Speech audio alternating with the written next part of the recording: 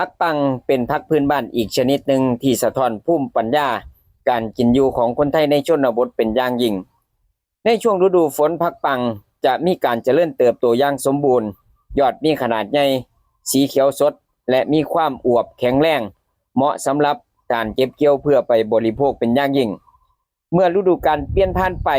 เข้าสู่ฤดูแล้งผักปังจะเริ่มออกดอกและสร้างเมล็ดและขยายพันธุ์ตามธรรมชาติเม็ดที่มีสีดำคือเม็ดที่มีความสมบูรณ์และแก่เต็มที่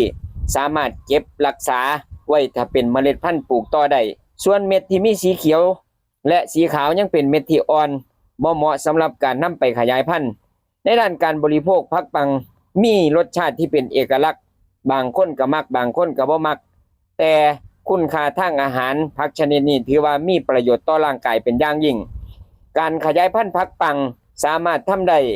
ง่ายๆเอายอดไปปักช่ำก็ได้หรือเอาเม็ดนี่ครับประมาณนี้แก่จัดนี่ครับไปห้อยลงแปลงปลูกก็ได้เลยครับเจริญเติบโตเร็วเหมาะกับทุกสภาพอากาศในประเทศไทยผักธรรมดาในสวนบ้านๆอาจบ่ใช่พืชเศรษฐกิจขนาดใหญ่แต่คือแหล่งอาหารที่ยั่งยืนและเป็นอีกหนึ่งรากฐานสำคัญของวิถีชีวิตเกษตรกรไทยครับ